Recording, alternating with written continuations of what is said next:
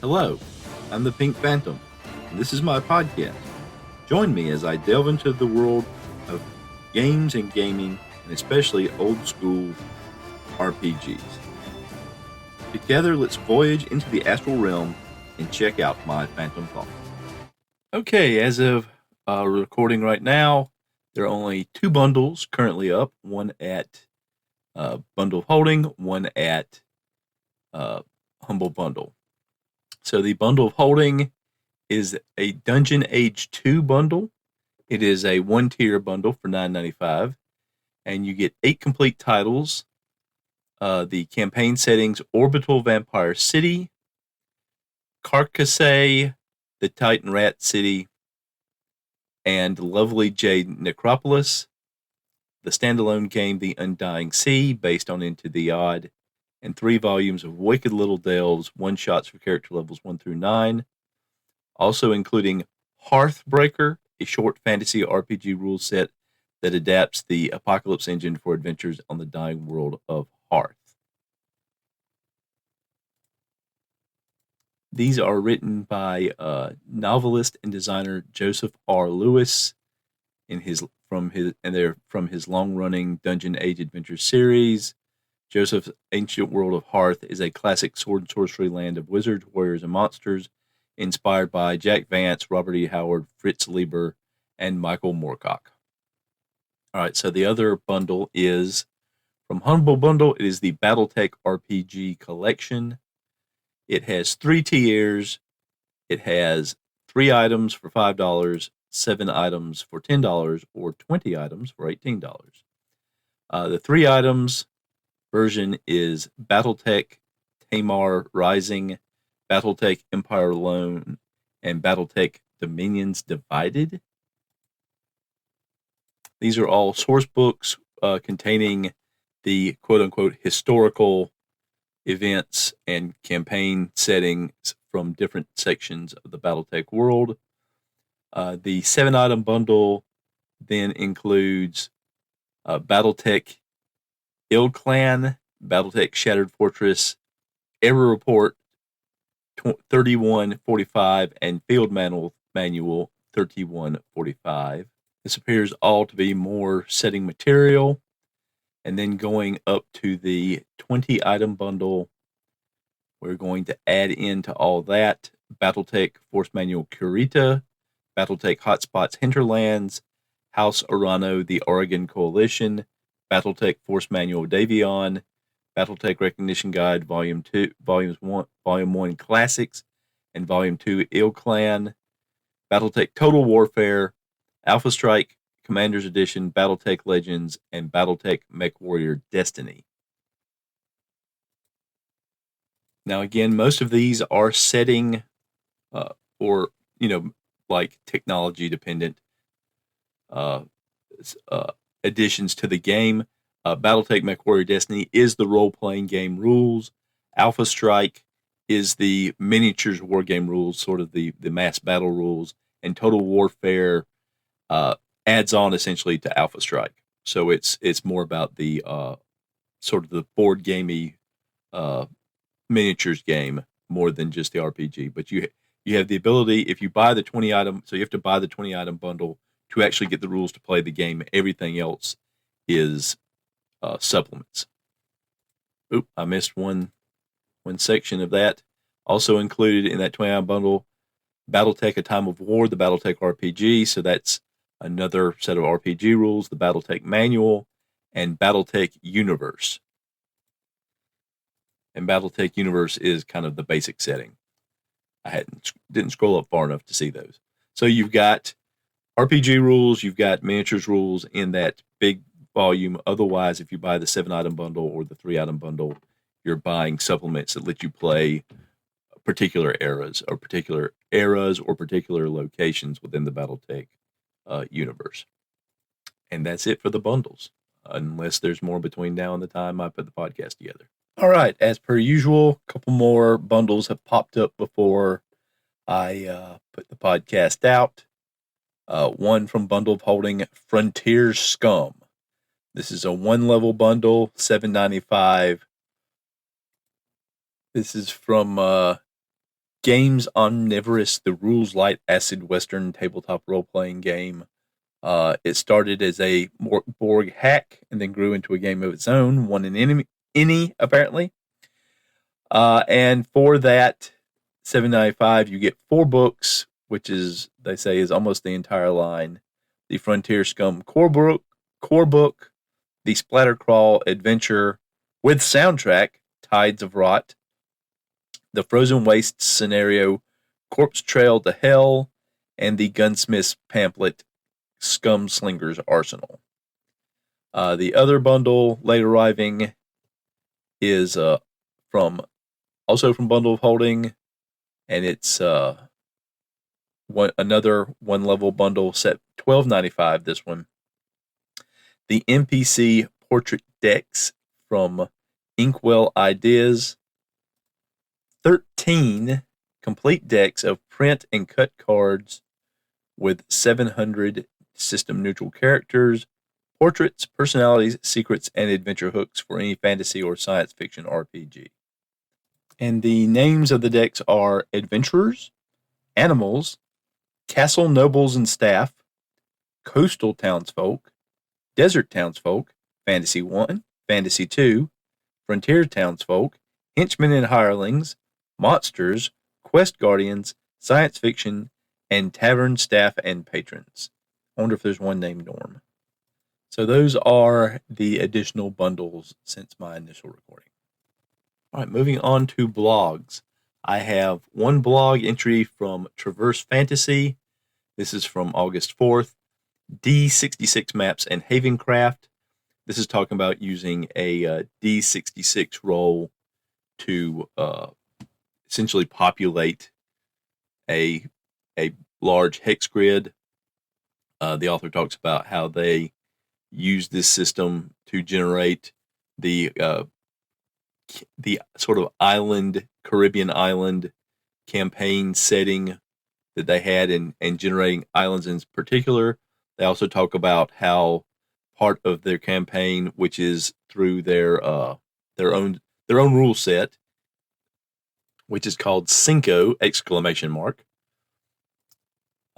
how base building is part of their system, and how it's used to attract recruits, and how they've kind of tried to base down one treasure lets you do one thing, so that it's not specific items of treasure. It's you go out, you adventure, you get one treasure, and then that treasure can be used during downtime to build things that can recruit or can give an advantage to characters and things like that. There are a couple of links within this post. One of them is a link to a previous description of some of the things that the Cinco system does, a blog post from back in April. And in that post, there is a link to the Cinco game if you want to take a look at that. There's also a link in the blog post I'm talking about to another blog, to Luke Gearing's blog, and a Wolves Upon the Coast Hexfield Procedure blog post there that was adapted by the Traverse Fantasy author for their game. So a lot of click through, some good RPG mechanic stuff in here.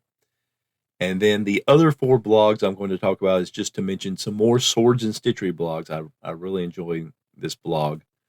So from August 4th, the blog post is Integrating Adventure Conquer King System 2 with the legendary chaotic and maximum gonzo DNA of Dave Hargrave's Ardenwen Grimoires, D100 treasure and relics table from the Ardenwen RPG. So another really good D100 table for loot, but for artifacts, relic, the Ardenwen D100 relic and exotic treasure table. From August 6th, there's a blog entry, OSR Sword and Sorcery Adventure Fodder, D100 Random Serpent People and Treasure Table tailored for the Serpent Tower, fully compatible with Castles and Crusades and most classic OSR systems. And again, it's a D100 table, which includes treasure, plus things you might find that are related to serpents and serpent creatures and serpent people and things like that. on August 5th, we have a blog post, OSR campaign setting, Lee Brackett Solar System campaign framework for OSR RPG systems. And this says in the beginning, in the introduction, the Lee Brackett Solar System, often termed the classic planetary romance setting, blends hard-boiled noir, colonial exploitation, decadent alien antiquities, and melancholic space opera. Unlike the sweeping galactic empires of hard sci-fi, Brackett's solar system is a gritty frontier-driven setting of trade companies, lawless outposts, dying alien races, and ancient cosmic mysteries across Mercury, Venus, Mars, and the outer moons. Sounds a lot like something similar to Burroughs' Planet of Mars novels. And then the last blog entry is from August 7th, OSR campaign setting, Lee Brackett Solar System campaign framework, and D100 artifacts and treasures table for the Lee Brackett Solar System, which, again, another D100 treasure table. This is giving you kind of that sword and planet vibe with a lot of its entries. So another good set of interesting adaptations and random tables from the Sword and Stitchery blog that I just enjoy more and more. All right, just one more little thing. I don't know what you'd call this, just a ponder, perhaps. A phantom ponder. As I was looking at material as I was working through my RPGaDay pods and world building, I looked into the AD&D settlements, towns and cities. How big is a city? How can we get from a town to a city? That kind of thing. But it got me to thinking about thieves. And the reason it got me thinking about thieves was this. In the henchman portion of the DMG, it's mentioned that only 1 out of every 100 humans or half-orcs is capable of leveling. For other races, it's 1 out of 50.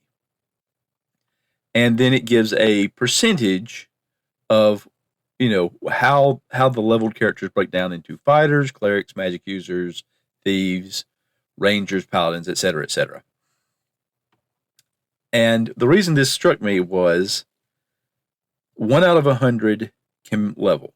So in the process of running up a town to a city as part of my world building process, I was trying to get from a town up to a city of 10,000, which is the minimum number for a city to be qualified as a city in AD&D on the settlement table, which is interesting because the highest thing of a town is 6,500. So what is that falls in between? Anyway, that's not the ponder. The ponder is this.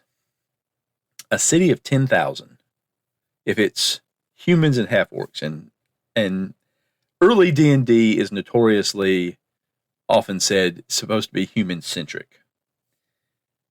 And, well, maybe not notorious, just famously meant to be human-centric. Notorious would mean that there's something wrong with that. So famously human-centric. So let's say you have 10,000 mostly humans, or vast majority humans. So you're going to have about 100 leveled characters. Well, according to the percentages in the DMG, in the henchman section, only 15 of those 100 are going to be thieves. So would 15 thieves in a city, or 15 thieves period, could that constitute, even if they all banded together and worked together, would that constitute a thieves guild? Thieves guilds are kind of an established idea in fantasy settings. The Dungeons and Dragons AD&D Player's Handbook mentions that once a thief character reaches 10th level, they can build a stronghold and use it as a headquarters of a gang of thieves. But that the local thieves guild would not care for that, and they would struggle to do away with the rival organization. Well, if there's only 15 thieves in the area, and according to the DMG, the thief character would attract from 4 to 24 thieves, you're talking about in a city of around 10,000, that the thief is attracting, potentially as many or more thieves than were in the city or town to begin with. And, they use the term gang, like as if that 4 to 24 is a small group compared to the Thieves Guild. But if, even a 60,000 city of 60,000, which is listed as the high end in the DMG of cities that you could find in the wilderness, that's going to be under 100 thieves. That's going to be 90 thieves.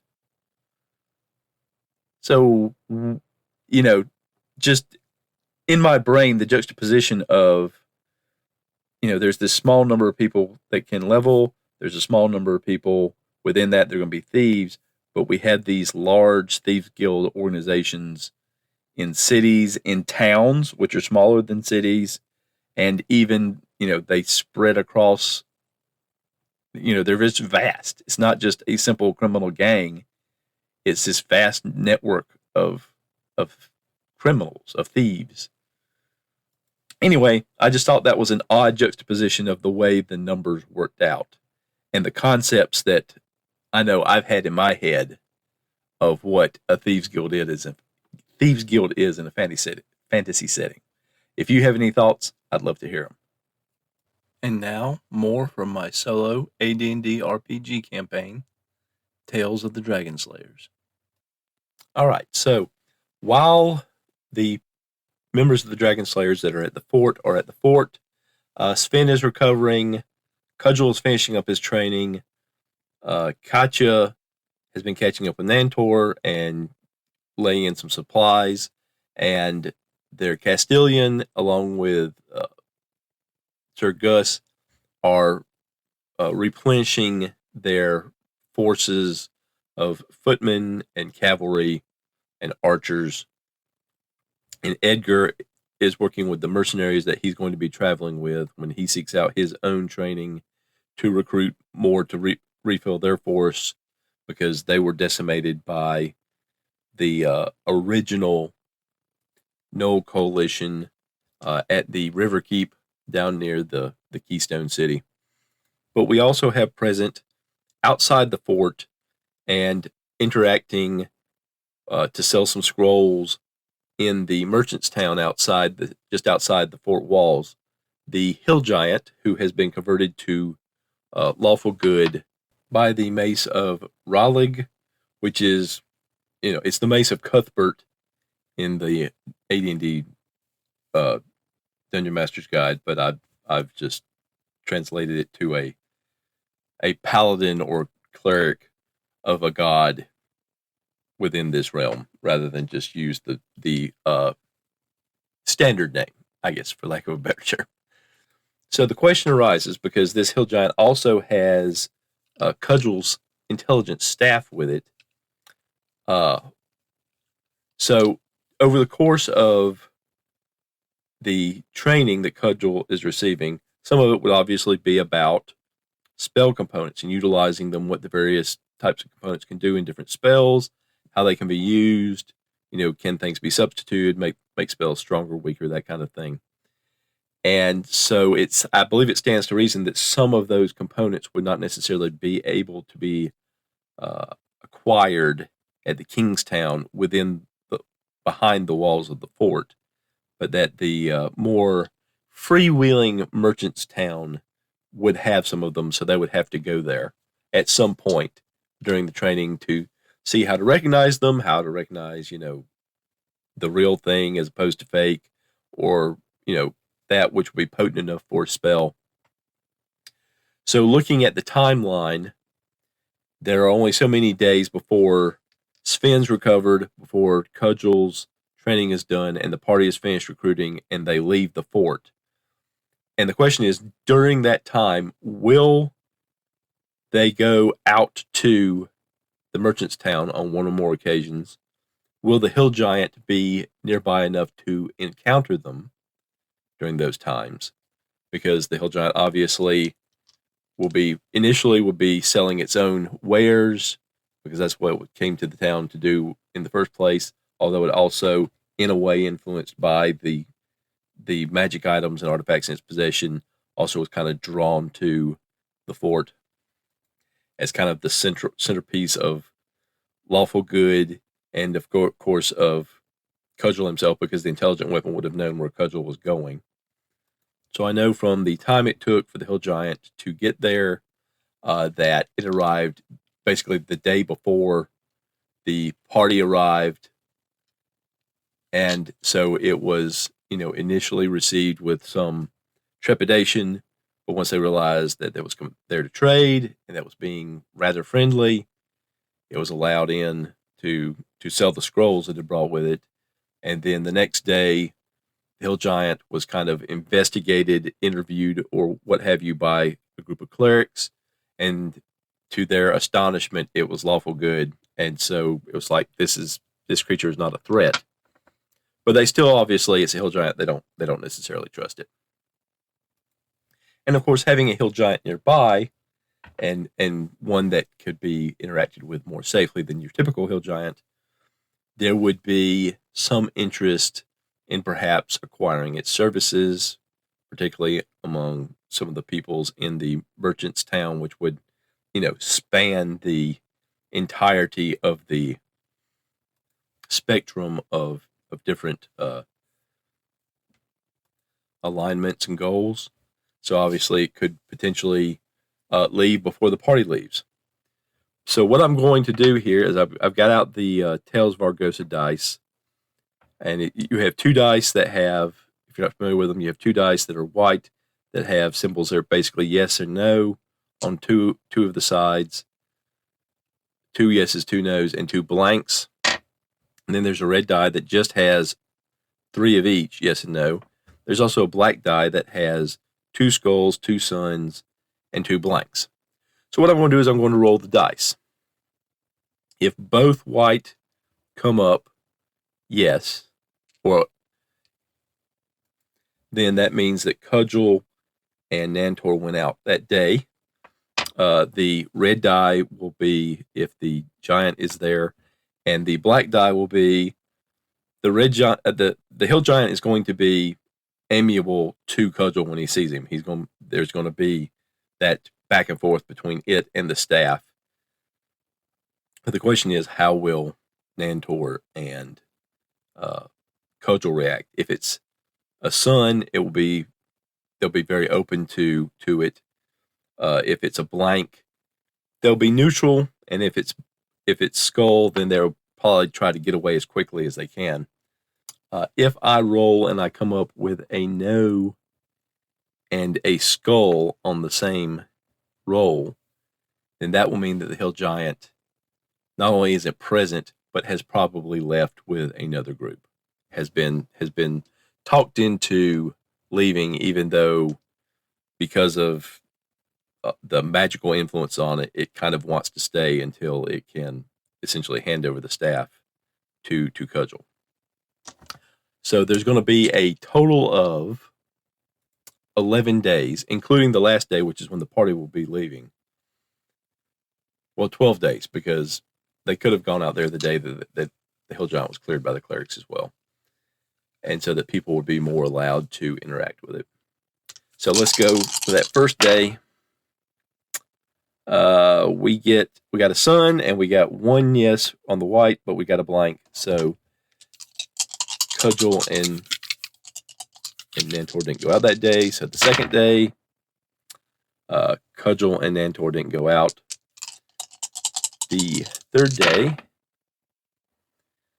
they did not go out, and the giant was not present. The fourth day, giant also not present, and they did not go out.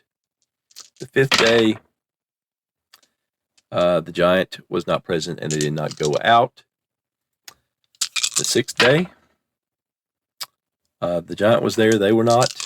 The seventh day, the giant was there, they were not. The eighth day, the giant was there, they were not. The ninth day, they were there, the giant was not. The 10th day, they weren't there, the giant was. The 11th day, that neither was there. And the 12th day, they were there and the giant was there. And it's a blank. So we're going to roll a reaction roll on the reaction dice. So the initial reaction is to back off. The giant comes forward. So let's see what roll we get. And we got a 94. So that is a very positive result. So they overcome their initial misgivings and they have a conversation with the giant. And this will be the day the party is leaving. So it stands to reason that what happens is that as they're leaving, the giant sees Cudgel and initially comes forward to talk to the party. The party is initially taken aback, but that Sven, who encountered the giants before, along with Bernie, did the hunting for them to keep the party safe, recognizes the giant as one of those. And because it was such a positive, so he initially, says, hey, wait a minute, I think he knows us. He's trying to talk to us because he knows us. And they had gotten, some good trinkets, some good treasure from the giants, as it were, and some not so good. Like I think there was a big rock in there in a bush. And come to think of it, this staff was one of the things the hill giants gave them in the first place. It was in a sack. So, in a full circle moment, they recognize, because the hill giant probably pulled the staff out of its belt or what have you, and has it in its hand. And just as Sven recognized the giant and was reassuring the others that this would be okay, and maybe Katya, who had interacted with the clerics, was reassuring them that this giant is good. I'm sure they've heard the rumors by now. And Cudgel recognizes the staff. So just as the party is about to leave the fort, and the hill giant probably would end up wandering on its way before they came back this way again, Cudgel gets his staff back on the last possible day. And so that is our little piece of the Tales of the Dragon Slayers. It's kind of sort of in their future. I rolled all the days at once, but it's something that we'll see down the road. Thank you for listening. The opening theme of this podcast was Strength of the Titans, and the closing music is Late Night Radio, both from Kevin MacLeod at Incompetech.com, licensed under Creative Commons by Attribution 4.0 license. If you have any thoughts or feedback, you can get in touch with me by leaving me a voicemail on my Google Voice number, 864-209-1441. That's 864-209-1441. Or through SpeakPipe at www.speakpipe.com/Phantom Thoughts. That's www.speakpipe.com/Phantom Thoughts. Or you can send me a message or an audio file on Discord, where I can be found the Pink Phantom, or through email, phantomthoughtspodcast@gmail.com. That's phantomthoughtspodcast@gmail.com. I don't have to play or read your feedback on the podcast if that is not your preference. Just let me know.